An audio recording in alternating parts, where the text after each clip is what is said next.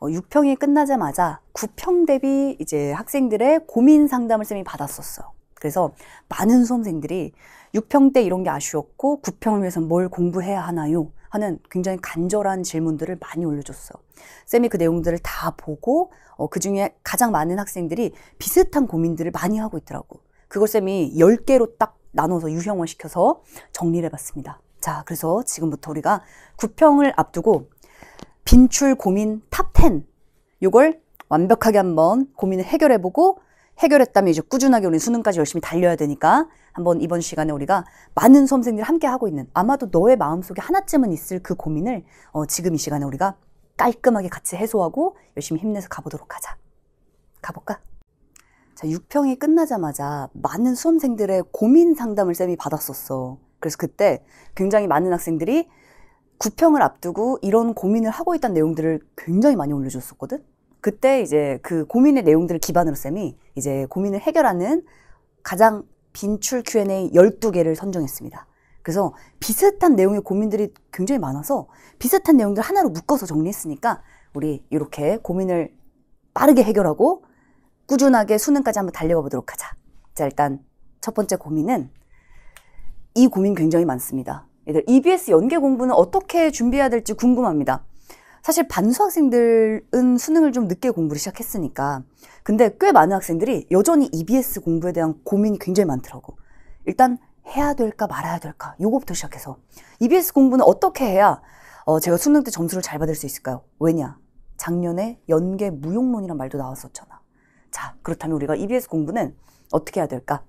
자, 쌤은 정확하게 하나를 딱 얘기할게. 얘들아, 수능은 우리가 EBS를 공부할 때 수능에서 점수를 내는 방식의 EBS 공부 방법은 하나밖에 없어요. 수능식으로 공부하는 거야.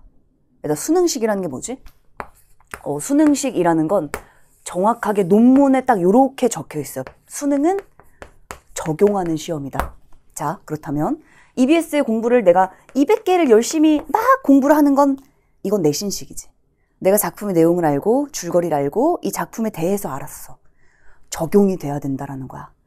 아는 것에서 끝나면 안 되고 이걸 통해서 수능 때 내가 처음 보는 작품 혹은 수능 때 이 작품이 나오더라도 방향이 다를 텐데 그 작품을 풀어내기 위해서는 반드시 적용의 기준을 기반으로 수능식으로 EBS를 공부했을 때 의미가 있어. 그래서 쌤은 EBS 공부를 언제나 작품 군이라고 표현을 하거든. 쌤이 듄에서 학습할 때 어떤 방향으로 학습을 했었냐면 작품 군을 독해하는 패턴. 애들 군이라는 건 고전시가 중에서도 강호시가 군. 일단 강호시가 군. 뭐 이번에 낙지가 수특이라면 낙지가 가장 대표적이고 수완에서도 나금별곡도 나왔는데 두 가지는 다른 작품이야. 근데 두 가지는 다른 작품이지만 둘 다 강호시가 군이야. 그렇다면 이 두 가지를 관통하는 명확한 패턴이 있다는 거야. 핵심은 하나를 공부해서 이 하나를 가지고 10개, 100개를 풀어내는 방식의 그 기준과 출제 요소를 학습하는 게 바로 수능식 학습이라는 거지. EBS도 똑같아. 일단 EBS도 작품군의 독해 패턴, 출제 포인트를 통해서 다음번에 내가 시험지에 이 작품이 나왔을 때 뭘 읽어내야 될까라는 게 내용이 아니라 기준이 머리에 있어야 된다는 거야. 그 방향으로 공부하자. 그러면 하나를 공부하고 혹은 반 정도만 공부하든 혹은 수특만 공부한다 하더라도 하나를 가지고 10개를 풀어낼 수 있는 기준과 패턴이 있기 때문에 처음 본 작품도 심지어 풀어낼 수 있습니다. 그렇게 공부하면 수능은 우리가 수능에서의 수특은 수완은 굉장히 의미 있는 문학 공부가 될 거야. 한마디로 수특 공부는 수완 공부는 기출의 문학 공부와 동일하다. 오케이? 자, 그래서 일단 첫 번째 작품 군을 관통하는 패턴을 정확하게 포착한다. 그 다음 두 번째는 그걸 기반으로 이제는 계속 적용하는 걸 연습하는 거야.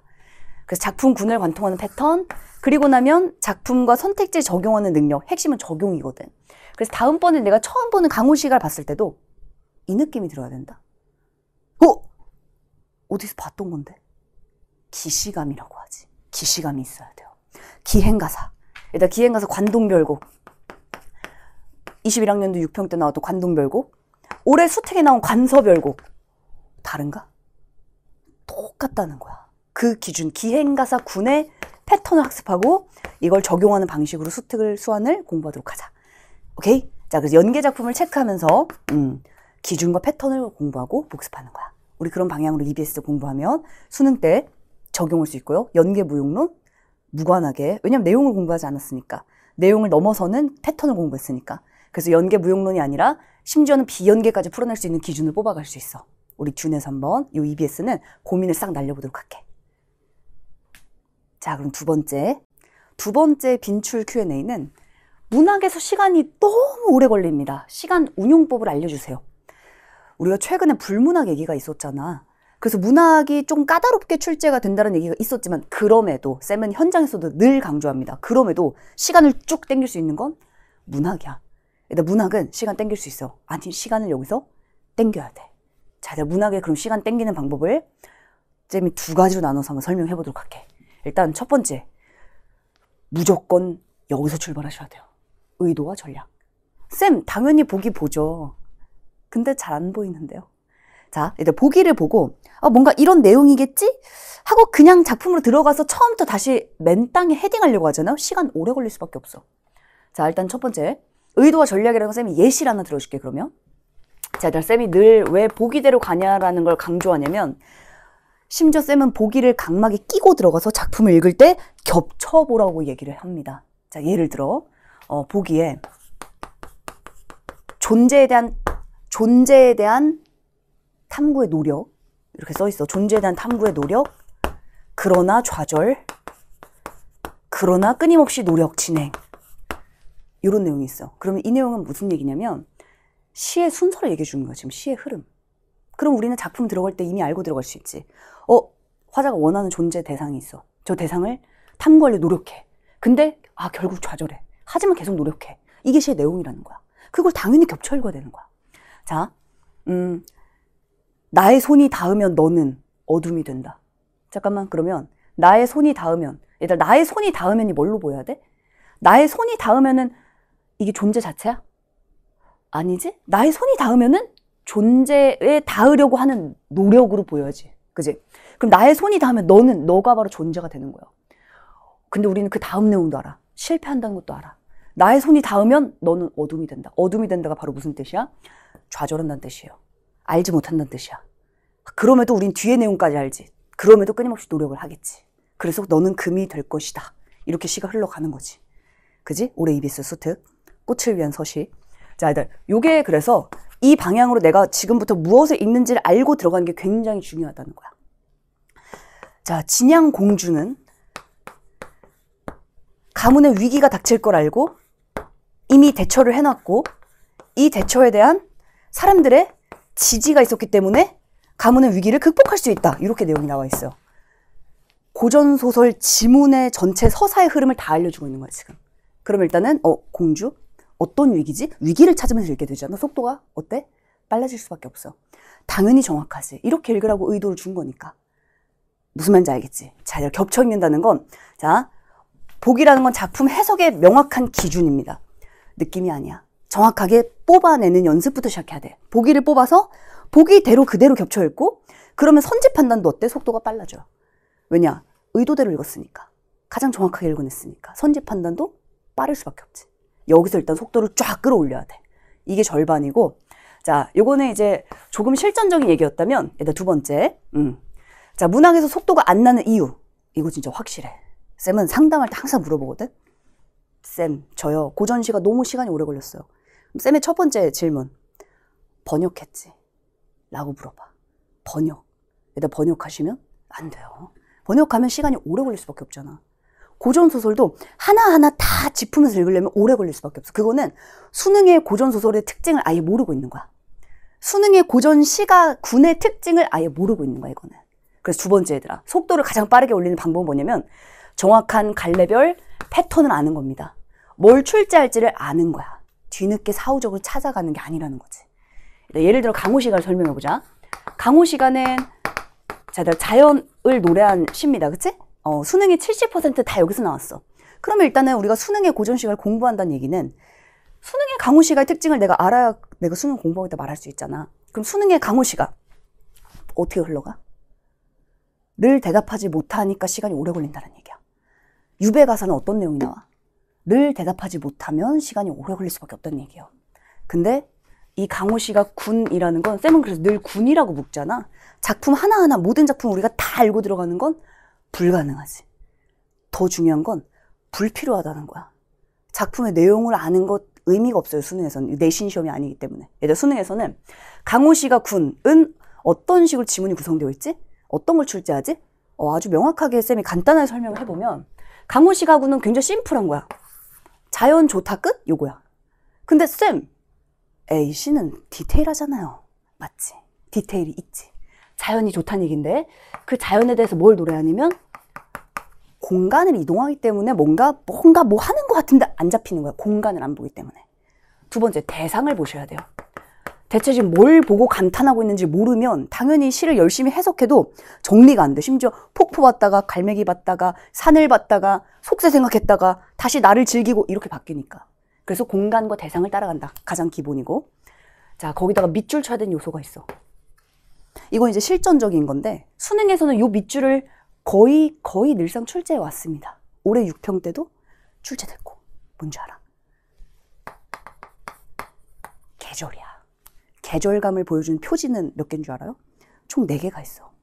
추나 추동을 포함해서, 소재를 포함해서 몇 가지가 있습니다. 이 계절은 그냥 보이는 순간 바로 밑줄 쳐놔야 돼. 왜냐? 이게 가사가 길어지잖아? 그러면 계절의 표지, 그거 찾는데 30초가 걸리는 거야. 그런 데서 시간을 쫙 늘리게 되는 거지. 얘들 시간을 땡기기 위해서는 내가 독해하는 과정에서 무엇을 해야 될지가 명확해야 되고 내가 지금 어떤 내용을 보고 있는지를 스스로 인지할 수 있어야 돼요. 오케이?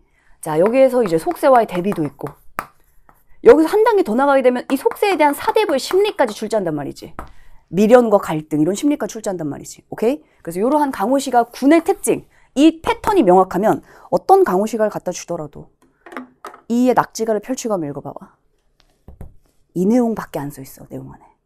기행가사를 읽을 때 쌤이 늘 예시를 들지만 관서별곡과 관동별곡 읽을 때 기준이 똑같아야 돼요. 다르지 않단 말이지. 오케이? 자, 물론 우리나라 국내 기행가사, 심지어는 이런 것도 있어. 국내 기행가사와 해외를 여행한 해외 기행가사는 차이가 있습니다. 하지만 기행가사이기 때문에 가장 기본적인 흐름은 똑같아. 여정, 견문, 감상을 묻는다 똑같아. 그걸 짚으면서 독해한다 똑같아. 다만 국내네, 해외네, 해외는 이런 특징이 플러스 알파가 있다. 이런 걸 공부해야 된다는 거지. 그래서 명확한 갈래별로 패턴을 알았을 때 한마디로 작품군과 선지군, 뭘 출제하는지, 어떠한 내용이 지문 속에 있는지 이걸 알고 있으면 속도가 생길 수밖에 없다는 거야. 쌤이 그래서 올해는 아예 문학 강화로 다 쪼개서 갈래별로 세세하게 패턴이 뭔지, 출제 포인트가 뭔지, 시험지 열자마자 뭘 봐야 되는지 확실하게 쌤이 다 정리해놨으니까 우리가 강의에서 그 내용들 학습하고 속도를 한번 쫙 올려보도록 하자. 일단 문학은 여전히 속도를 땡길 수 있는 가장 중요한 영역입니다. 시간에 대한 고민을 끝까지 많이 하지만 사실은 진짜 시간 자체가 문제인 경우는 거의 없어. 핵심은 해야 될 걸 시험지 열자마자 고민 없이 바로 하는 겁니다. 해야 될 게 뭔지 명확하게 그리고 의도대로 정확하게 갔을 때 속도는 땡길 수 있다. 화이팅! 자, 3번째 질문. 사실 가장 수능 공부할 때 가장 근본적인 질문인 것 같아. 그치? 일단 기출 분석. 왜냐면 우리의 시작과 끝은 기출에서 출발해서 기출에서 끝나거든. 그죠? 자, 근데 기출 분석이라는 건 대체 뭔가요? 이런 질문 정말 많이 해요. 그리고 정확히 어떻게 기출을 공부해야 되는지 궁금합니다. 자, 일단 쌤이 선배들의 얘기를 살짝 해주면 늘 수능이 끝나면 수험생들이 가장 후회하는 게 뭔 줄 알아? 수능이 끝나면? 쌤, 제가 기출 분석, 기출 공부를 너무 많이 안 한 것 같아요. 혹은 제가 문제를 너무 적게 풀었습니다. 를 후회하는 사람은 거의 없어.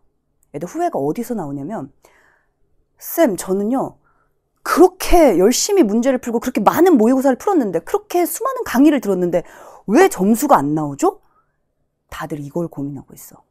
자, 얘들 기출 분석이라는 건 문제를 많이 풀거나 강의를 많이 듣는다를 의미하는 게 아니라는 거야. 얘들 기출 분석이라는 건 뭘까? 기출, 당연히 수능. 얘들 수능은 반복되는 방식을 출제합니다. 왜냐면 수능 자체가 논문에 딱 써 있거든? 그래서 수능의 논문은 이렇게 적혀 있어. 수능이라는 시험을 2가지의 키워드로 정리할 수 있어. 적용하는 시험. 얘들아, 기출이 왜 중요해? 우리가 기출을 몇 달 동안 공부를 하잖아? 그지? 자, 기출을 몇 달 동안 공부하는 게 사실 되게 이상한 거야. 왜냐면 기출은 이제 출제가 안 되잖아. 근데 기출 공부를 우리가 왜 몇 달 동안 그렇게 성심성의껏 열심히 하지? 기출의 내용이 중요한 건 절대 아니라는 거야. 그래서 이 기출을 통해서 내가 하나의 법지문을 봤어. 그렇다면 다음번에 법지문을 열었을 때 뭘 출제해왔지 그동안 평가원이? 이 패턴이 있어야 된다는 거야 머릿속에. 왜냐면 수능은 적용 시험이거든. 그래서 심지어 수능은 논문에 이렇게 써있어. 수능은 예측이 가능한 시험이다. 수능은 예측의 시험이다. 얘들 예측하셔야 돼요. 왜냐? 적용이라는 건 예측할 수 있다는 얘기거든. 그동안 이렇게 기출문제에서 법지문은 이러한 패턴을 출제를 해왔어.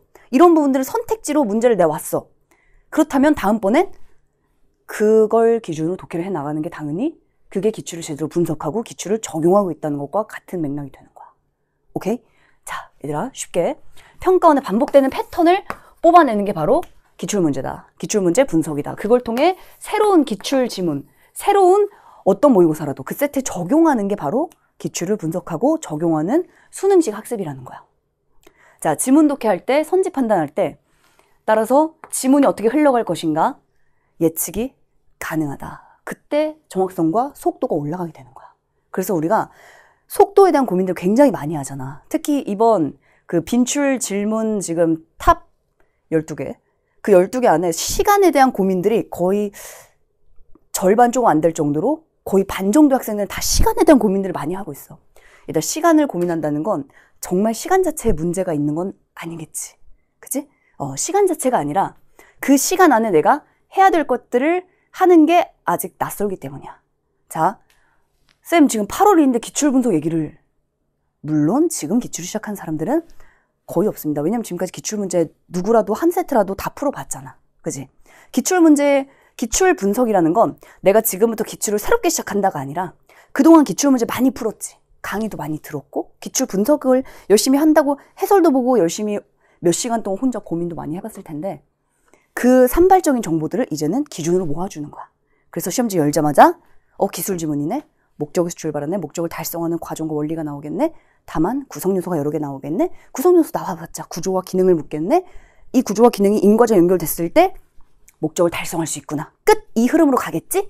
이게 머리에 자동으로 떠올라야 된다는 거지. 가장 기본적으로.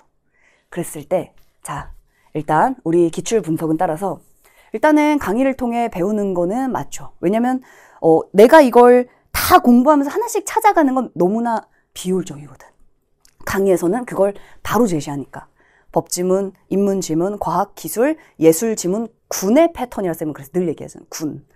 왜냐면 그동안 기출은 반복되어 왔거든. 그래서 이 군을 어떤 지문에든 앞으로 나올 새로운 지문에 적용할 수 있기 때문에 쌤은 늘 미래로 간다고 얘기를 하는 거야. 내가 지금 공부했다면 이 지금 보고 있는 지문의 내용은 끝났잖아. 하지만 여기서 흐름과 출제 요소들이 다음번에 또 나올 거니까 미래적으로 적용하는 걸 훈련하는 게 바로 기출 분석이에요. 자, 그럼 얘들아 기출 분석은 뭐라고? 그동안 기출에서의 반복되는 지문의 흐름과 선지 출제 요소의 패턴을 뽑는다. 그리고 그걸 새로운 지문에 적용한다. 이게 기출 분석인 거야. 알겠지? 자, 특히 쌤은 마지막 이걸 좀 강조할게. 얘들아 선택지 분석 잘하고 있어? 참 신기한 게 학생들이 쌤 저는 기출을 분석한다고 할 때 지문 분석만 하고 끝나. 지문은 정말 막 굉장히 깊이 있게 아주 딥하게 막 해체를 하거든? 평가원 묻지 않은 것까지. 아주 섬세하게 분석을 막 쪼개요. 그럼 이 지문에 대해서 내가 거의 완벽하게 알아. 출제자 수준이야. 근데 결국은 완전히 새로 보는, 처음 본 지문이 또 나오잖아. 그럼 그 지문은 이렇게까지 내가 해체하는 걸 똑같이 할 수 없거든. 그리고 불필요해요. 왜냐? 5분 안에, 7분 안에 풀어야 되는데. 그지? 가장 중요한 게 사실은 선지 분석인데 선지 분석을 거의 안 하더라고. 오히려 선택지는 지문 보고 정답 5번 바로 넘어가. 선택지가 굉장히 괄시당하고 있어. 근데 얘들아 가장 중요한 기출 분석의 핵심은 선택지 분석이 있는 거야. 왜냐면 평가원은 이 선택지를 이렇게 규정하거든. 이렇게 정의하거든. 선지라는 건 자격 있는 정보로 이루어져 있다. 선지의 자격. 얘들 선택지는 단순히 랜덤한 정보로 써있지 않아요. 지문에 있는 정보가 그냥 여기에 들어가 있는 게 아니라는 거야. 선택지가 물어본 요소가 바로 다음번에 내가 지문 독해할 때 봐야 되는 패턴인 거야. 그게 바로. 왜냐? 이 자격 있는 정보를 반복 출제합니다. 그게 머리에 있는 게 그게 기출을 내가 제대로 분석했다 말할 수 있어. 법지문은 선택지가 그동안 무엇을 물어봐 왔어? 이게 머리에 정확하게 있어야 되는 거야. 그거 우리가 강의에서 잡아갈 거니까 기출분석은 그래서 시간이 중요하지 않아요. 지금도 학생들이 기출 봄봄 계속 듣고 있고 사실 뭐 가장 많이 듣고 있는 강좌 중 하나야. 왜냐면 기출분석을 많이 했지만 여전히 내 머릿속에 내가 독해하는 방향과 방법론과 선택지의 출제 요소들이 머리에 없다면 기출을 그동안 분석해왔던 게 실제로 점수로 이어지지 않을 가능성이 높거든. 자, 일단 선택지의 자격, 요거 분석하자. 그래서 선지군, 쌤은 선지에 자격 있는 정보를 모아놓은 강좌가 그래서 또 따로 있잖아요. N선지라고 이제 곧 8월 중순에 이제 오픈하는데, 선택지는 자격 있는 정보이기 때문에 선택지는 결과물이 아니야. 선택지는 조건이에요, 조건. 어떤 조건? 다음번 내가 지문 독해를 그래서 얘네들을 중심으로 독해를 하는 거구나. 그래서 이렇게 지문이 출제가 되는구나의 조건이 되는 거야. 얘를 풀고 나면 그리고 나선 결과가 되겠지. 언제? 수능 당일엔. 수능 당일엔 결과지. 그 전까지 선택지는 전부 다 조건이에요. 조건. 다음번 지문 독해 전제가 되는 거야. 얘들아 선지 분석 꼼꼼하게 하자. 그래야 다음번 지문 독해를 더 잘 해낼 수 있어. 뭘 묻는지 아니까. 뭘 봐야 될지 아니까. 이 다음에 뭐가 나올지를 예측할 수 있으니까. 알겠지? 이게 기출 분석이야. 오케이? 자, 그래서 독서 지문, 작품, 해석, 선택지, 집요하게 파고드는 게 굉장히 중요하다. 얘들아 모든, 이런 말 들어봤어? 인간과 초파리 유전자. 한 97%, 뭐 99%? 뭐 이렇게 일치한다고 하잖아? 97%라 해보자. 97% 일치한대. 충격적이지 않아? 그렇다면 핵심은 3%의 차이가 인간과 초파리의 차이를 만드는 거야. 한마디로 디테일이 차이를 만드는 거지. 자, 패턴을 학습했다면 그냥 피상적으로 머릿속에 가볍게 스치듯 알고 있는 게 아니라 이걸 집요하게 적용해야지 이제.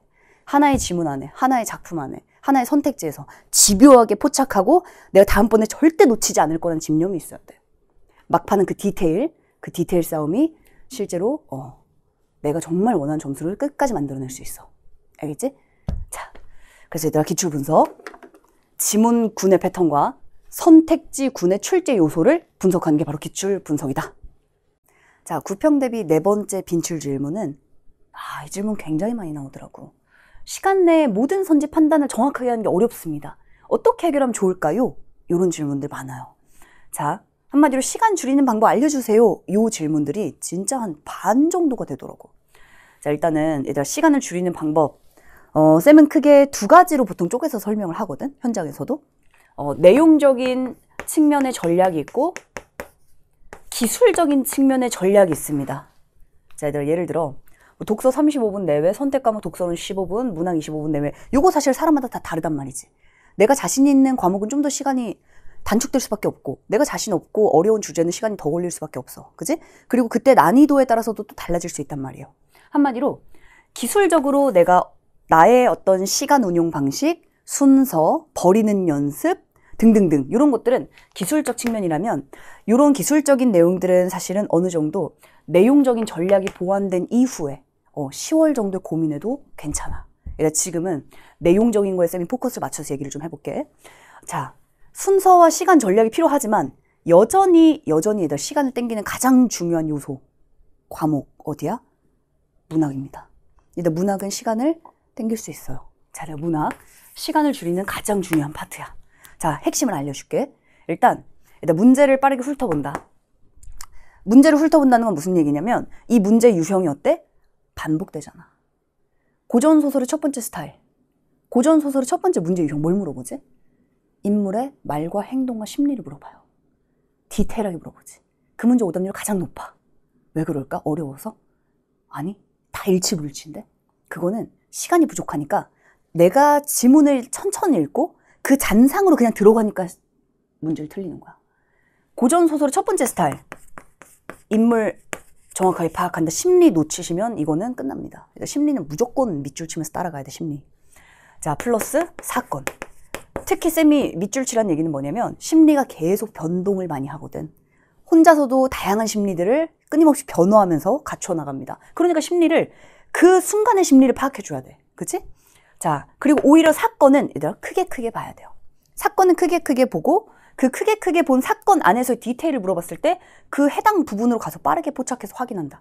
이런 전략들이 문제마다 다 다르단 말이지. 예를 들어 올해 육평처럼 긴 글이 나왔어. 긴 편지가 나왔어요. 자, 쌤이 감각을 올리는 팁을 약간 알려줄게. 자, 예를 들어 두 번째 스타일, 일단 발화나 글 편지가 길게 나와. 그럼 어떻게 읽어야 될까?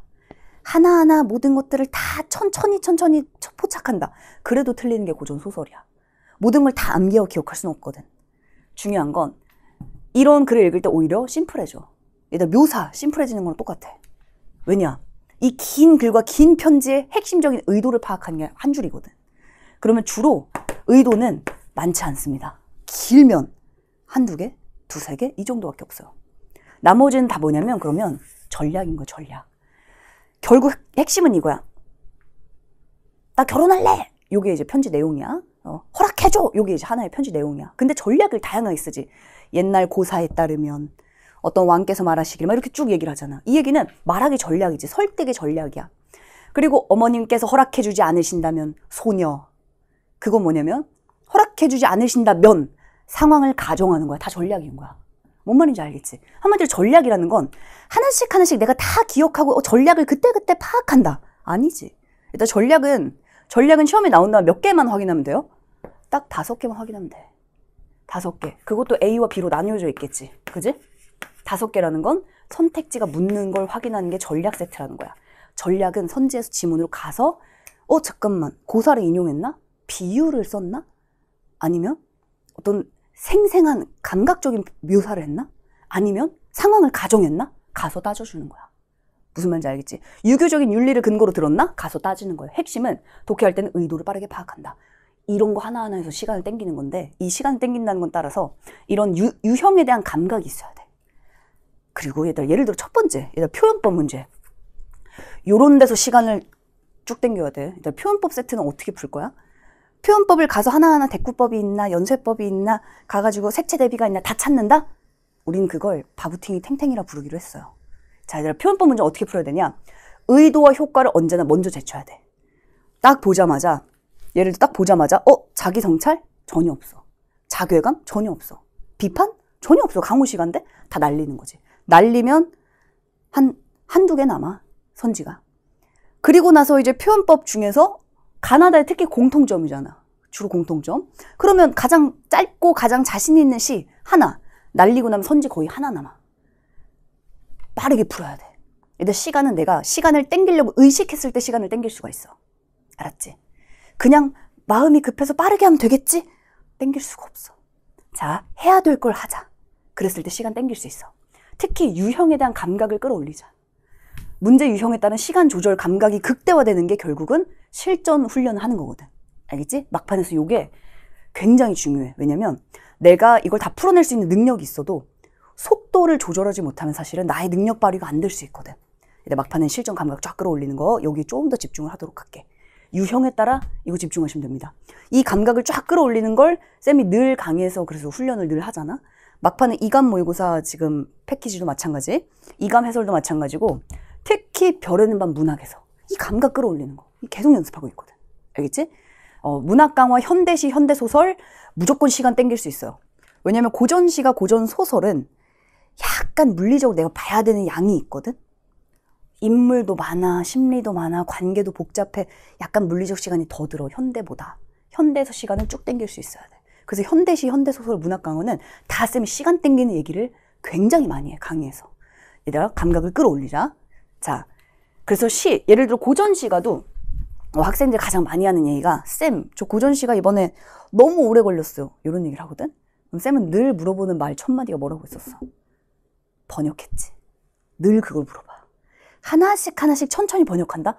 끝난 거야. 그러면 안 돼. 시간이 오래 걸릴 수밖에 없어. 심지어 그걸 독해를 천천히 간신히 명맥을 이어오다가 중간에 모르는 단어가 나와. 거기서 사실은 멘탈이 작동이 느려질 수밖에 없거든. 그지? 난도가 올라가고 체감할 때 뭔가 걸린다? 앞으로 나아갈 수가 없어요. 얘들아, 고전시간은 번역의 시험이 아니야. 알지? 고전시간은 고전시간을 딱 봤을 때 강호 시간에 이렇게 흘러가겠지? 유배시가야? 이런 내용 나올 수밖에 없어. 기행가사야? 혹은 규방가사야? 애정가사야? 나오는 게 다 달라요. 그 패턴, 정확한 기행가사 군의 패턴, 공간의 변화, 견문, 대상, 감상, 이 패턴을 알아야 속도가 쫙 올라간다는 거야. 관동별고 관서별고 해석을 똑같이 할 수 있어야지만 속도가 올라간다는 얘기야. 오케이? 그 감각을 기르자. 그걸 위해서는 자, 작품 군의 특징과 그 다음에 문제 유형에 따른 속도를 끌어내는 걸 연습하도록 하자. 가장 극대화된 강좌가 바로 별에는 밤 문학과 문학 강화 10일 만에 끝내기 시리즈가 요거 극대화해서 학습하는 강좌입니다. 그래서 문학에서 시간을 땡기는 건 강좌에서 쌤이 이런 방식들의 방향성을 아주 명확하게 알려줄게. 그렇게 우리 문학에서 시간을 땡겨서 전체 시간 운용을 잘 조절해서 80분 안에 나의 실력을 극대화해 보도록 하자. 화작에서 실수가 계속 나옵니다. 이를 보완하려면 어떻게 해야 될까요? 화작을 생각보다 좀 틀리더라고. 쌤인 화작을 틀리는 게 사실 가장 마음이 아파. 왜냐? 어렵지가 않잖아. 학생들 스스로도 알잖아. 화작, 내가 이거 왜 틀렸지? 쌤 그 순간에 잘 안 보였어요. 라든지. 아니면 쌤 그냥 지문 읽고 푸는데 그냥 오늘 시간 너무 오래 걸렸어요. 이런 얘기를 하거든. 자, 화작은 하나만 기억하자. 가장 명확합니다. 뭐가? 수능식의 이 출제 요소가 가장 명확해. 한마디로 반복적으로 계속 똑같은 걸 낸다는 거야. 자, 대표적으로 화법에 대해서 먼저 얘기해보자. 1번부터 3번 문제. 이거 거의 그냥 고정돼 있잖아. 머릿속에 1번 문제 뭐가 출제가 되지? 말하기 전략 아니에요? 2번 문제 뭐야? 매체 활용 문제 혹은 계획하기요. 자, 이 세트는 어떻게 해결하냐면 지문 독해 할 때 그냥 바로 해결하는 거야. 왜냐? 평가원은 이걸 이렇게 묶어놨어. 말하기 문제다. 말하기 문제라는 게 무슨 얘기일까? 말하는 도중에 나오는 전략들이라는 얘기야. 말하는 도중에 계획이 반영되고 말하는 도중에 매체를 활용하고 말하는 도중에 전략을 쓴다는 얘기입니다. 이 얘기는 요소가 이미 중간중간 다 껴있다는 얘기야. 화작의 핵심, 화작에서 시간을 땡기고 완벽하게 내가 정확하게 푸는 방법은 뭐냐? 2번, 3번, 4번 와리가리 하지 않는 거야. 한 번 읽고 쫙 푸는 겁니다. 그 명확한 방법이 화작은 거의 딱 떨어져. 화작은 그래서 강의를 들으면 보이는 게 완전히 달라져요. 문학 독서도 마찬가지지만 화작은 쉽기 때문에 더 체감이 빨리 와. 자, 이제 화작. 말하기라는 건 그래서 지문 독해 하다 보면 청중에 말을 건네고 있네? 바로 내려가서 클리어. 자료를 활용하네? 클리어. 청중과의 공유된 감각을 환기하네? 클리어. 오케이? 자, 이렇게 마무리하고 있네? 클리어. 순서를 보여준 표지를 쓰고 있네? 클리어. 뭐가 나올지가 정해져 있다는 얘기야. 그랬을 때 실수도 실력이란 말이 있잖아? 그때 실력 발휘를 제대로 할 수 있어. 알겠지? 듣기 문제는 얘는 거의 보기 가지고 그냥 바로 클리어하는 문제 세트잖아. 결정돼 있는 것들이 너무나 많다는 거야. 자, 이제 융합 지문과 작문도 마찬가지입니다. 융합과 작문도 반복적인 출제 유형을 학습하는 게 가장 중요해. 나 딱 시험지 열었어. 가장 시간 오래 걸리는 게 이제 융합 세트잖아. 융합 세트. 융합 세트에 학생들이 대화를 나눈다라는 게 정말 대화로 보여? 이게 진짜 대화로 보이면 그건 순진한 거지. 일단 대화로 보이지 않잖아. 이게 뭘로 보여야 돼? 학생들 대화는 뭐랑 똑같냐면 토의랑 똑같아요. 회의랑 똑같아. 그렇다면 토의 회의에서 뭘 하지? 아이디어를 낸단 말이야. 그럼 독해할 때 그냥 보는 게 아니라 오케이 아이디어. 오케이 아이디어. 근데 중요한 건 이 아이디어는 받아들여지기도 하고 까이기도 한단 말이지. 이걸 가지고 출제를 하잖아. 토론이 나오네. 토론의 입론이 뭐지? 토론의 반대 신문이 뭐지? 뭘 물어보지? 문제 스타일을 봤더니만 이 문제는 어떤 것들은 중간중간에 바로바로 해결해야 되고 어떤 거는 다 풀고 해결하는 거지? 그 전략이 뭐지? 완벽한 전략이 있어야 얘들아. 실수를 안 할 수 있어. 속도를 쭉 당길 수 있어. 화작은 반드시 공부를 하자. 그래서 학생들이 화작은 공부할 필요 없다라는 생각을 많이 하거든. 아마도 그건 쌤이 생각할 때 본봉 화작을 안 들어서일 거야. 1강부터 다 전략으로 꽉 차 있어. 내용은 같이 볼 것도 없어. 너무 쉬우니까. 알겠지? 일단 지문으로 여러 번 왔다 갔다 하지 않는 게 시간 단축과 정확도를 올리는 가장 중요한 방법입니다. 화작의 핵심도 지문의 내용은 뭐 안 나올 거잖아. 그지? 선택지 개념으로 보셔야 돼요. 뭘 물어보는가. 자격 있는 그 정보가 계속 반복 출제되거든. 오케이? 그래서 지문의 출제 요소를 유형별로 화작의 유형이 익숙해지면 뭐다? 실수 안 한다. 고난도가 나온다 하더라도 하나 정도 고민할 시간 충분히 확보할 수 있다. 오케이? 자, 우리 화작은 전략적으로 공부하도록 하자. 자, 구평 대비 빈출 질문 6번째. 사실은 이런 고민이 구평 그리고 구평 이후의 수능 때 가장 많이 하는 고민일 것 같아. 그래서 같이 한번 우리가 이 고민을 해결해보자. 일단 너무 긴장을 해서인지 징크스가 아닐까 싶을 정도로 평가원 시험에선 점수가 떨어집니다. 특히 많은 학생들이 이런 고민들을 많이 얘기해요. 쌤, 제가요 그 지문을 잘라서 집에서 문제를 풀어보면 그때는 시간을 재고 풀어도 괜찮거든요. 근데 현장에 와서 이감 모고 세트를 쫙 80분 풀세트를 풀고 평가원 교육청 시험을 전체 모의고사를 보면 점수가 발휘가 안 됩니다. 대체 뭐가 문제인가요? 이런 고민들 많아. 자, 쌤이 요거는 두 개로 쪼개서 설명을 한번 해볼게. 자, 한번 나는 어떤 스타일인지 한번 잘 생각해봐. 일단은 모의고사라는 건 말 그대로 부분과는 확실히 다르지. 왜냐면 80분 동안 이 80분의 최대의 집중력을 유지할 수 있어야 되고, 모든 지문과 모든 주제와 나에게 익숙하거나 내가 어려워하는 모든 것들을 한 번에 해결할 수 있어야 돼. 그러니까 사실은 중간에 걸리는 게 생기면 뒤쪽 영향을 주잖아. 사람이니까. 그지? 그러다 보니 실전 감각, 모의고사 80분의 실전 훈련이 사실 그래서 중요한 거야. 왜냐면 익숙해져야 되거든. 그래서 사람은 적응의 동물이잖아. 일단 익숙해져야 됩니다. 그래서 모고 점수가 진짜 떨어진다. 내가 근데 일반적으로 풀 때는 괜찮아. 근데 모고를 풀 때만 좀 떨어진다. 그렇다면 모고 훈련하는 거 굉장히 중요하지. 실전 감각은 실전 훈련에서 나오거든. 근데 이것도 이제 쪼개보자. 동일하게 모의고사 점수가 안 나왔을 때 사실은 N명의 사람이 있다면 N개의 이유는 다 다를 거거든, 분명히. 자, 이걸 조금 유형화를 시켜볼게. 일단 내용적인 감각과 전략적 감각. 일단 전략이라는 건 이거예요. 실제로 시간과 순서를 약간 조절을 해봤을 때 점수가 많이 바뀌는 사람들도 있어. 그렇다면 시도를 해보셔야 돼요. 시도.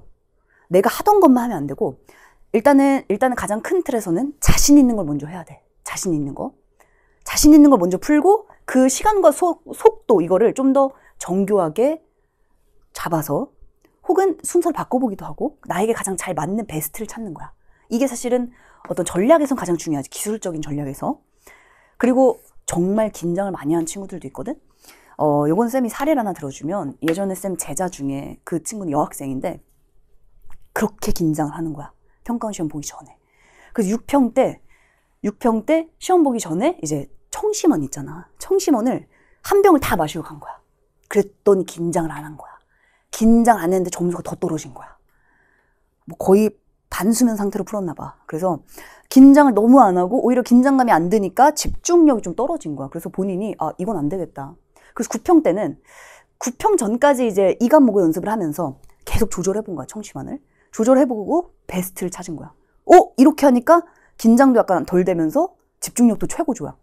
긴장이 안 돼야 집중을 잘 할 수 있거든, 사람이. 너무 긴장돼도 집중을 못 해요. 그게 바로 자기한테 청심환을 딱 절반을 먹는 거야. 그래서 이 친구가 눈금으로 청심환을 다 절반을 그려놓고 9평 때는 정확하게 절반을 딱 마시고 갔어. 그리고 지금까지 역대급의 점수가 나왔습니다, 자기가. 그리고 이제 수능 때도 자기가 9평 때 느껴봤으니까 계속 이렇게 연습을 하고 그날도 가서 이렇게 싹 먹고 했지. 지금은 고려대학교 행정학과를 다니고 있어. 오케이? 그러니까 내가 긴장을 푸는 방법, 어떤 선배는 또 이런 선배도 있었어. 나비 자세라고 부르더라. 나비 자세. 이렇게 스스로를 감싸는 자세. 혹은 심호흡을 깊게 3번 하는 거야. 다양한 긴장 완화의 방식들을 일단 써봐야지. 그치? 다양하게. 물론 이때 중요한 거는 당일에 그냥 해보면 안 된다. 미리 연습해야 된다. 아시겠죠? 자, 그래서 버리는 연습, 요것도 중요합니다. 일단 80분 동안 많은 문제 맞히는 게 장땡이야. 80분 동안 이거 하나를 사실은 하나에 딱 걸리는 순간 조금만 더 하면 될 것 같은데 이게 있거든? 그걸 딱 내려놔야 돼. 기준을 딱 세워. 한 번 보고 2번 봤는데 답이 안 보이네? 과감하게 넘어가세요. 별표를 크게 쳐놓고 과감하게 갔다가 끝나고 다시 오면은 의외로 이걸 내가 안 봤네? 의외로 답이 쉽게 보이는 것도 있어. 계속 매몰돼 있으면 이게 잘 안 보일 때가 있거든? 과감하게 버리는 연습이 중요합니다. 근데 중요한 건 이거 할 수 있을 것 같잖아. 이것도 안 해보면은 안 돼, 이게. 근데 이거 그냥 시도하자. 알겠지? 많은 문제를 맞히면 장땡입니다. 근데 요거는 이제 막판의 전략이라면 사실 가장 중요한 건 왜 잘 안 되냐? 명확한 패턴과 출제 요소가 사실 체화되지 않아서인 거야. 자, 얘들아 시험을 딱 시험지 열었어요. 쌤은 늘 질문해. 시험지 열었어. 생물 지문이 나왔네? 생물 지문은 그렇다면 어떻게 흘러가? 무엇을 출제해? 뭘 절대 놓치면 안 돼? 그게 머리에 확실하면 흔들리지 않아. 긴장해도 다 보여. 얘들 그게 중요한 거야. 생물 지문 어떻게 흘러갈까? 얘들 과학이야, 과학. 과학은 자, 99% 현상에서 출발합니다. 현상. 얘들 현상. 우리가 생물 자체잖아. 우리가 코로 숨을 쉬고 있어. 이거 바뀌어 안 바뀌어? 아니요, 쌤, 저는 귀로 숨을 쉬겠습니다. 안 되지. 그지? 코로 숨 쉬는 건 결정돼 있어. 현상은 곧 결과야. 그렇다면 이 다음에 어떤 내용이 나올까? 대체 사람은 코로 숨 쉬면서 어떻게 살아가지?에 대한 원리 방법이 나온단 말이지. 원리가 나와요, 원리. 다만 이 원리가 굉장히 복잡해 보이는 이유는 뭐냐? 우리의 내면이 아니라 우리의 그 신체 내부에 뭐가 많아? 그냥 뭐가 잔뜩 있잖아. 구성요소 잔뜩 있잖아. 근데 구성요소가 많이 나와봤자 어차피 물어보는 건 굉장히 명확하단 말이지. 구조와 기능을 물어봐요. 자, 그리고 여기서 한 단계만 더 나가면, 지금 갑자기 수업을 하고 있는데? 얘들 한 단계만 더 나가면, 가장 최근에 이감 파이널, 이감 시즌 5의 3차 모의고사에서 생물의 아주 핵심이 다 나왔어. 폐와 조직의 위치가 나왔거든? 얘들아, 잠깐만. 생물은 폐, 조직 굉장히 중요해. 왜냐? 폐에서 무슨 일이 벌어지지?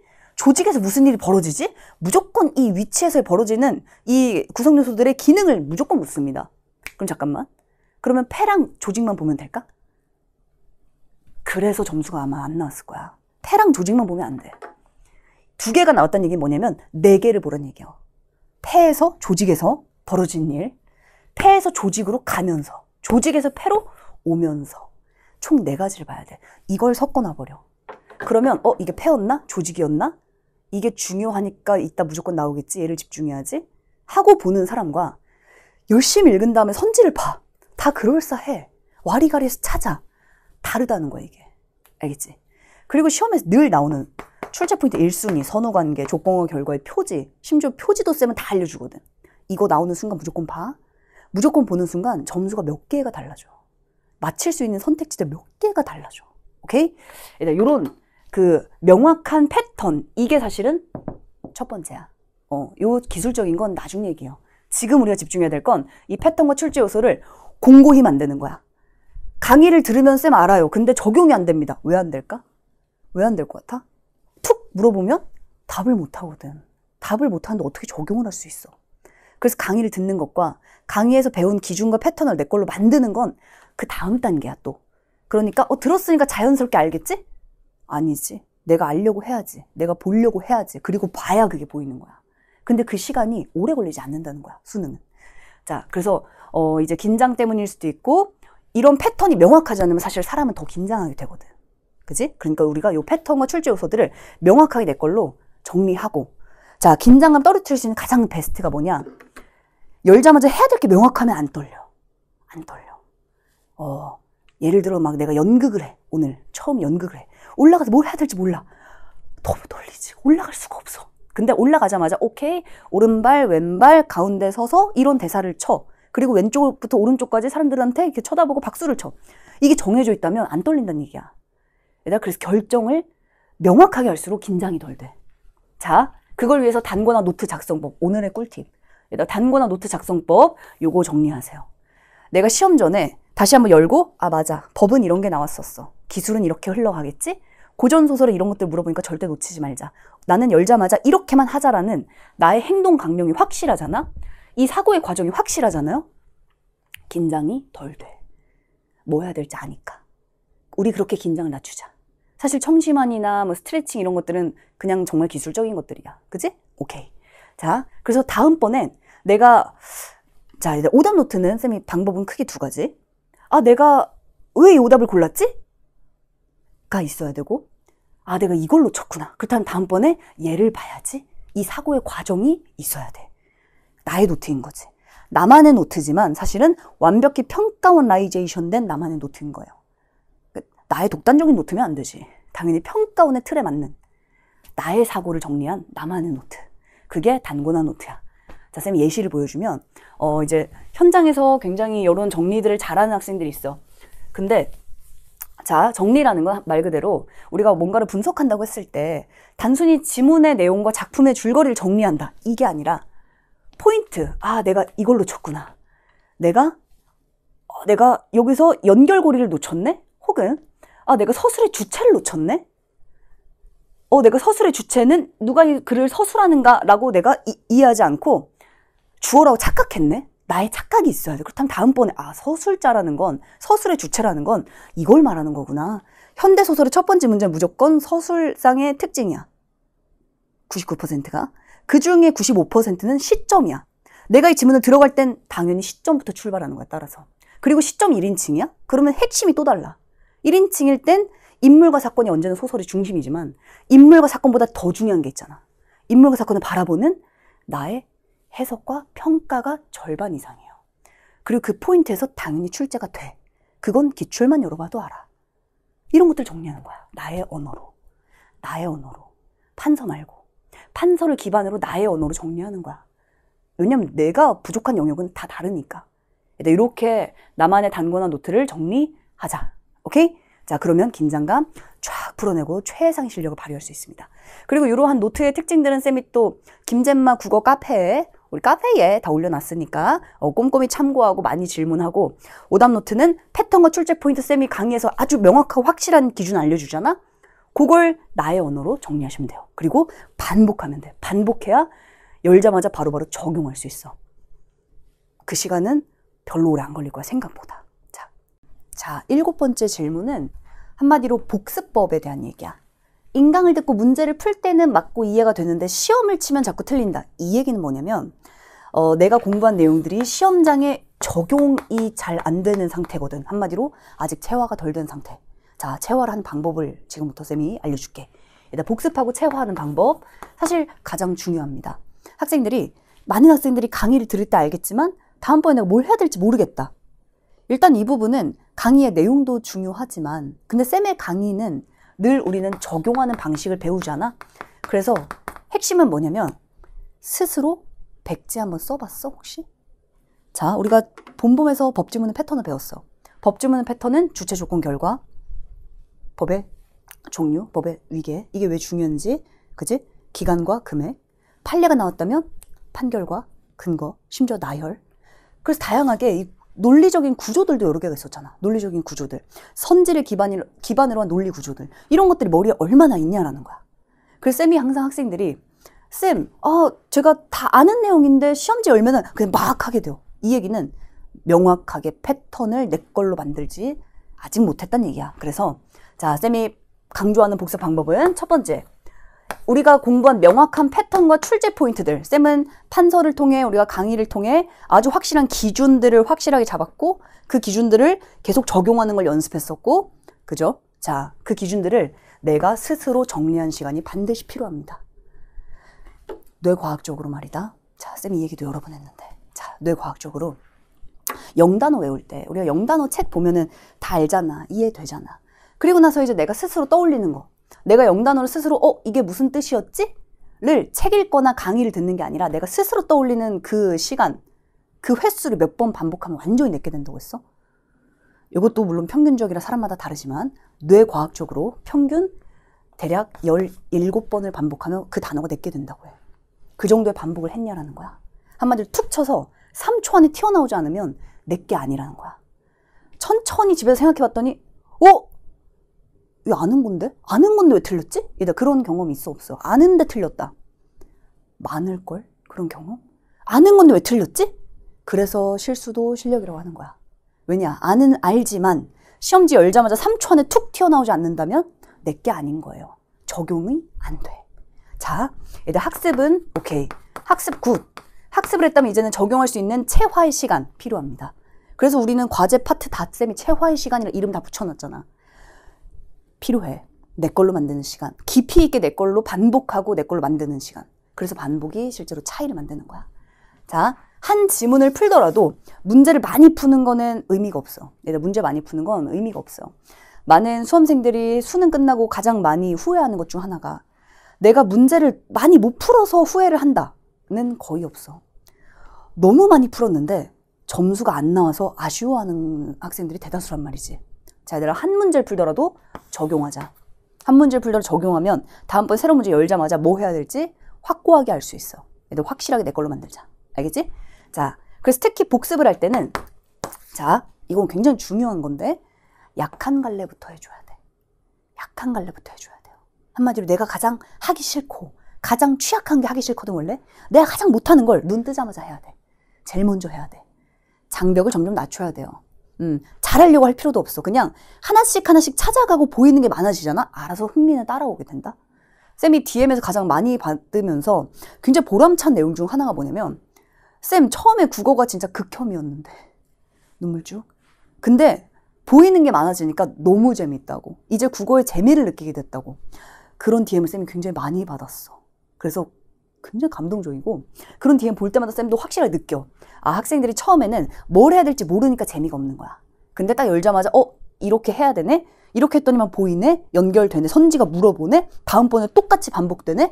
이게 보이기 시작하잖아? 그때 국어에 대한 감각이 확 올라가는 거야. 실전 감각이. 그리고 점수가 올라가니까 재미가 있어. 알겠지? 약한 갈래부터 먼저 보완하자. 보완의 방법은 뭐냐면 자, 다시 한번 우리가 봄봄 별에는 밤, 문학 강화, 듄, 쌤은 모든 강좌에 다 이 패턴과 출제 포인트가 다 들어가 있잖아. 이걸 내 손으로 내가 내 힘으로 정리한다. 그걸 반복한다. 하나를 풀더라도 적용한다. 이 방향으로 가자. 오케이? 자, 그래서 나만의 단권화 노트를 만드는 게 최고 베스트입니다. 단권화 노트 했으면 예시를 하나 보여줄게. 예를 들어 정말 나만의 노트인 거야. 나만의 국어 노트. 이게 있으면 일단은 나중에 평가원 시험 직전에 진짜 최고의 이게 금동아줄이 돼. 얘만 믿고 가는 거야. 내가 시험 열자마자 뭐 해야 될지 내가 다 정리해 놓은 거야. 이 단권화 노트가 없다는 건 기준이 없다는 거랑 똑같아.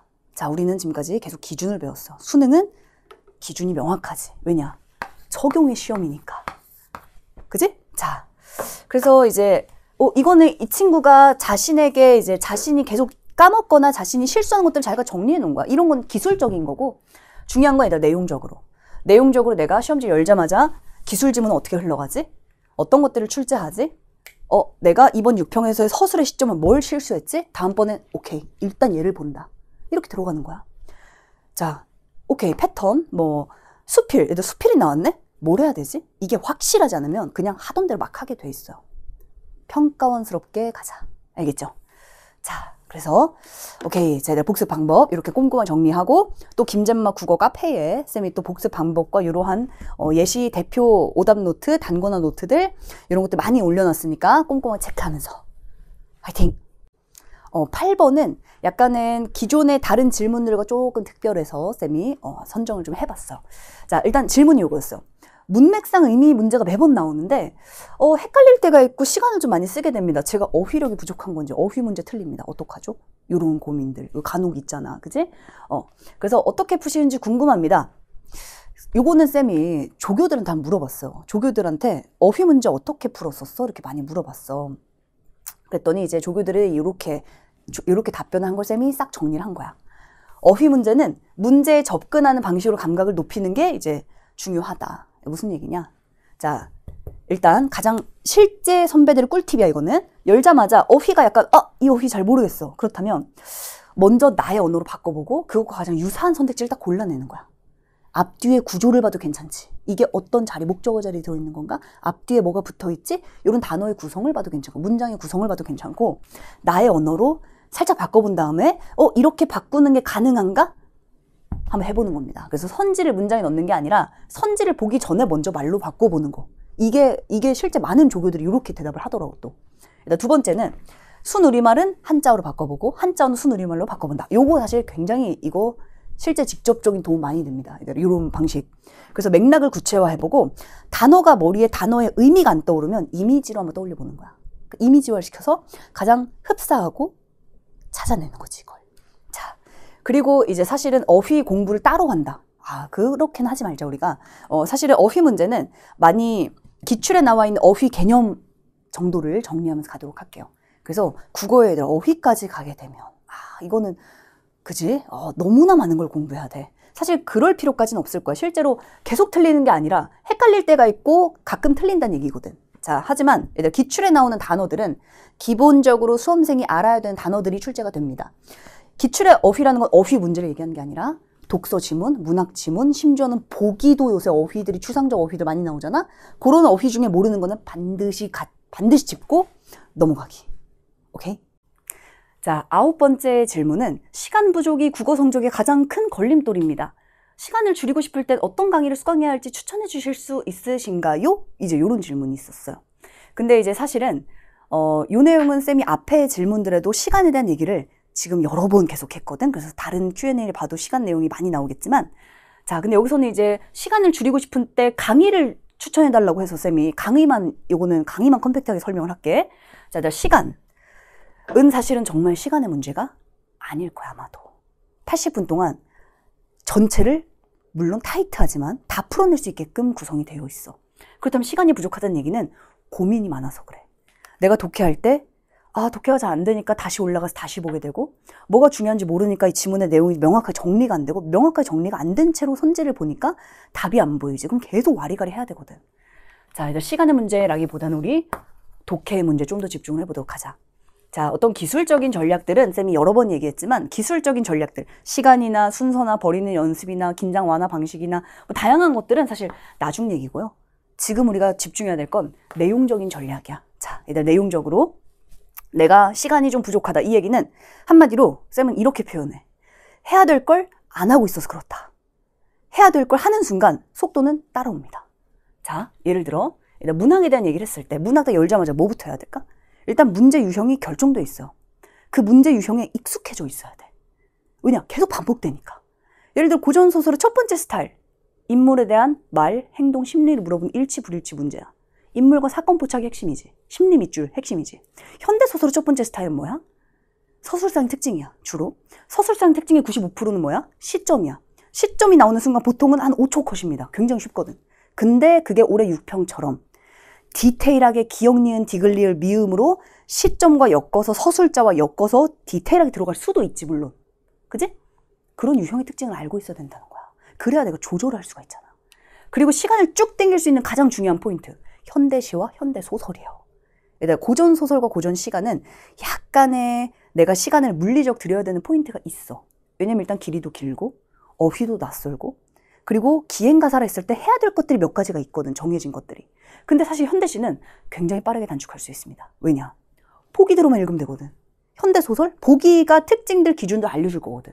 뭘 해야 될지 알면 얘들 시간을 당길 수 있어. 특히 독서도 마찬가지, 문학도 마찬가지. 핵심은 뭐냐면 시험지를 열자마자 내가 뭘 해야 될지. 열자마자 법지문이야? 법지문은 주체, 요건, 결과를 봐야지. 법의 종류와 법의 위계를 봐야지. 기간과 금액을 체크해야지. 판례가 나왔네? 판례는 뭐야? 2개만 보면 돼요. 이런 게 머리에 다 있어야 되는 거야. 그게 없다면 시간은 오래 걸리겠지. 왜냐? 하나하나를 새롭게 봐야 되잖아.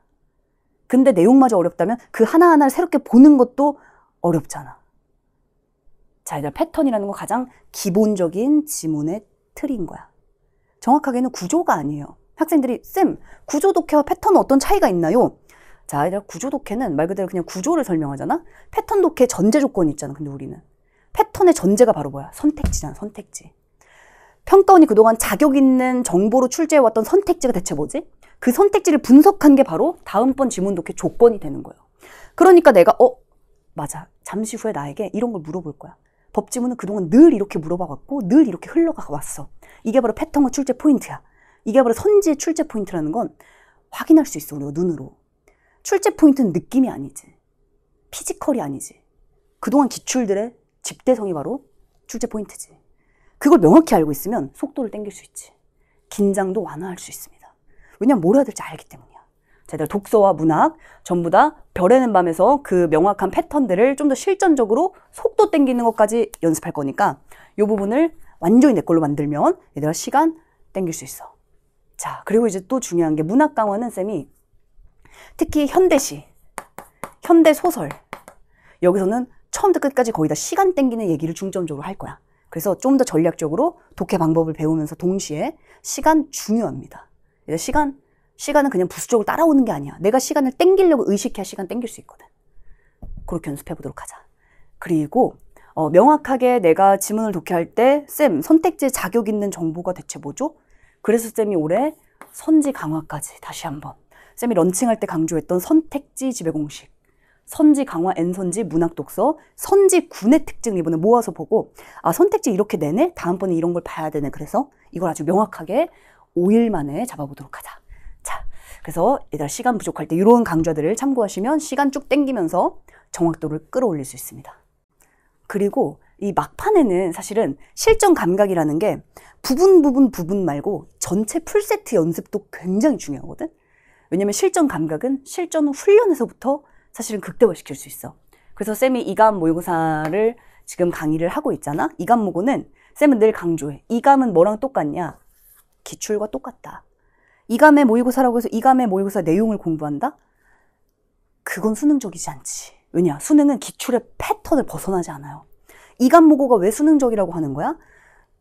이 평가원의 패턴을 잘 살리거든. 그렇다면 강의에서도 내가 공부할 때도 그 패턴을 중심으로 공부해야지만 똑같은 이감을 공부하더라도 결과물이 달라지는 거야. 이감에서 우리가 이러한 내용과 전략적인 감각을 극대화시키는 걸, 이게 특히 80분 모고기 때문에 쌤이 더 이 부분을 중점적으로 강의를 하고 있어요, 지금. 그래서 막판에 모고 훈련을 통해서 우리가 이 실전 감각을 쫙 높여보도록 하자. 자, 요 감각 팁들은 쌤이 앞에 질문들에서 설명을 하긴 했는데 가볍게 한번 이런 감각 팁들도 중간중간 내가 의식하고 시간을 땡길 수 있는 부분들을 최대한 땡겨줘야 돼. 이런 것들이 강의 중간중간 다 녹아 있어야 되고 시험에 문제를 풀 때 다 내 머릿속에 명확하게 있어야 돼. 그랬을 때 80분 동안 정말 최고의 효율을 낼 수 있습니다. 자, 마지막 빈출 10번째 질문.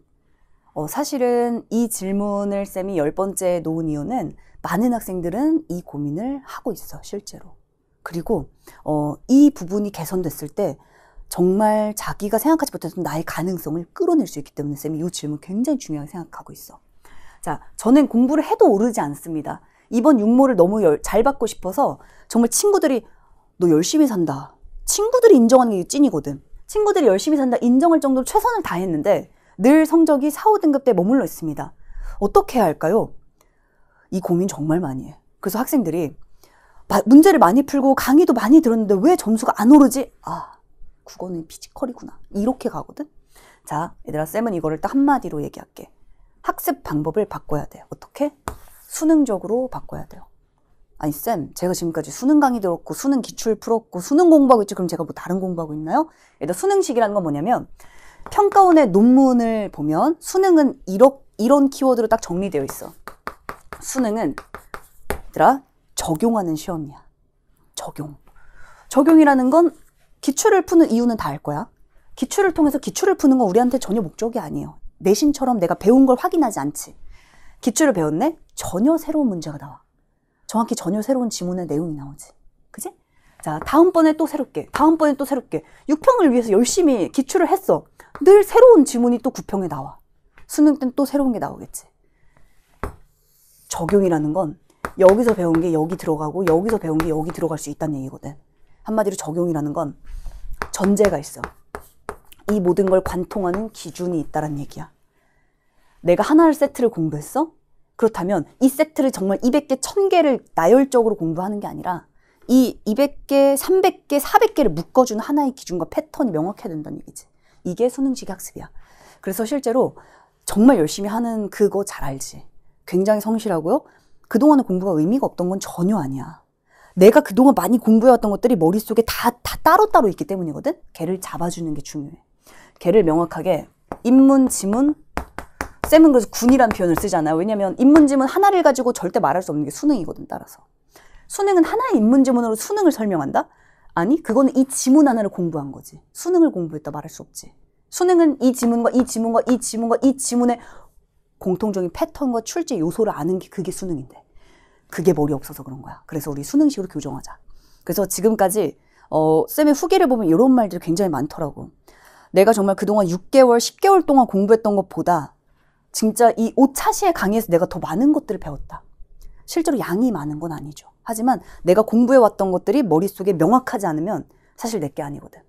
그걸 내 걸로 만들어준 시간이 5차시, 10차시인 거야. 그래서 쌤이 강의에서 특히 노베라면 봄봄 시작하는 순간 보이는 게 바로 달라질 거야. 왜냐면 우리는 이 명확한 패턴들을 공부할 거거든. 고전시가 군, 고전소설 군 이렇게 학습할 겁니다. 그래서 수능식으로 평가원이 반복적으로 무엇을 냈는지 기출의 패턴과 출제 요소를 딱 학습하고 나면 일단 보이는 게 달라져. 그래서 시험지 열고 내가 어떻게 접근해야 될지, 내가 뭘 봐야 되고 어떤 걸 출제하는지를 알게 되는 순간 정확도가 올라가고 그때 점수가 바뀌는 거야. 알겠지? 자, 그래서 기출 군의 패턴을 수능식으로 학습하자. 지문 군과 작품 군, 독해 패턴 요거 중요한데 더 중요한 건 쌤이 늘 강조하는 이 패턴은 왜 가장 실전적이냐면 선택지랑 직접 연결됩니다. 일단 선지 분석 잘하고 있어? 열심히 산다고 열심히 공부했던 그 내용이 뭐였을까?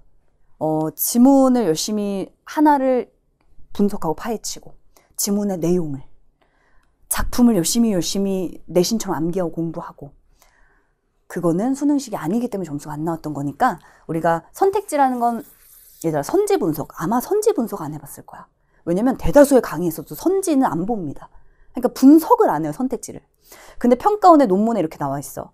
선택지는 자격 있는 정보로 이루어져 있다. 얘들아 선택지는 절대 랜덤하지 않아. 쌤은 이 모든 패턴들을 어디서 뽑아왔냐. 구조독해와 가장 큰 차이죠. 구조독해는 지문의 틀을 보잖아. 근데 쌤의 패턴은 뭐냐면 선택지가 요구하고 선택지가 물어보는 내용을 중심으로 구성된 게 바로 패턴이에요. 한마디로 패턴을 중심으로 읽어나가면 이 내용들은 전체 지문군에 관통한 기준이니까 적용이 가능하고 바로 선택지로 직결되는 거야. 그러니까 바로 보이는 게 달라져. 일단 선택지는 분석 굉장히 중요해. 선지 분석을 잘하면 이 선택지 분석이 바로 뭐냐면 다음번 지문 독해의 전제 조건이 되는 거거든. 그래서 쌤은 선택지는 절대 결과가 아니다 라고 얘기해. 선택지는 결과가 아니야. 다음번 지문 독해의 전제 조건이에요. 선택지가 결과가 되는 건 딱 한 번이지. 수능 당일, 9평 당일, 6평 당일은 결과지. 근데 그 시험이 끝나는 순간부터는 다 조건이야. 다음번에 처음 본 지문에 적용할 패턴 그 자체, 출제 포인트 그 자체는 선택지에서 다 나옵니다. 얘를 꼼꼼하게 분석하면 이렇게 열심히 공부한 만큼 성적 올릴 수 있어. 알겠지? 자, 뭘 해야 될지 우리가 확실하게 패턴을 정리하도록 하자. 그리고 하나만 더, 쌤이 하나만 더 좀 팁을 주면 사실 팁이라기보다는 굉장히 중요한 요소 중 하나야. 일단은 늘 복습하고 분석할 때 자신의 사고를 복기하고 내가 뭘 틀렸지? 왜냐면 나의 사고가 바뀌지 않으면 점수가 안 바뀌거든. 내가 뭘 놓쳤지? 내가 개념 정의를 안 봤나? 내가 법지문의 주체를 중심으로 구분하면서 읽지 않았나? 혹은 구분 분류에서의 공통점을 내가 놓쳤나? 이게 있어야 돼. 그래야 다음번에 이걸 보면 되는구나. 이걸 행동 강령으로 명확하게 단거나 노트로 만들자. 그래서 쌤이 요거 지금 이번 Q&A에서 이 노트 굉장히 많이 보여주고 있는데 이 노트 중요합니다. 그래서 나의 언어로 나의 노트라는 건 사실은 정말 내 생각을 적으면 안 되는 거지 당연히. 평가원라이제이션 된 나의 생각을 적어야지. 평가원의 토대 속에서 평가원 출제했던 패턴과 출제 요소 안에서 내가 놓치고 있는 것들, 내가 반드시 봐야 되는 것들을 깔끔하게 정리하는 겁니다. 그러면 하나를 공부하더라도 10개, 100개를 풀어낼 수 있는 기준을 정확하게 학습할 수 있어. 그때 점수를 올릴 수 있어. 그래서 우리가 열심히 노력하는 이 시간이 우리 다 점수화 될 수 있게끔 수능식으로 집중해서 가보자. 그러면 고민 해결될 수 있어. 오케이? 이번 9평 때, 이번 수능 때 한번 힘내서 가보도록 할게. 자, 그래서 9평을 앞두고 쌤이 한번 이렇게 질문 답변들을 한번 쭉 해봤는데 그만큼 수험생들의 고민도 잘 알 수 있었고 지금도 Q&A에 많은 고민들을 올려주고 있어. 그거에 대한 답변들을 또 우리 조교쌤들이 아주 섬세하게 아주 실전적으로 쌤은 수강후기에 늘 Q&A 얘기가 진짜 안 빠지더라고. 그래서 덕분에 쌤이 또 이번 여름에도 과일 쫙 보내고 이렇게 하고 있거든. 그만큼 Q&A는 진짜 가장 중요한 것 중 하나입니다. 그만큼 이번 내용으로 너희들의 고민이 많이 해소됐길 바라면서 우린 또 강의에서 열심히 달려가 보도록 하자. 화이팅!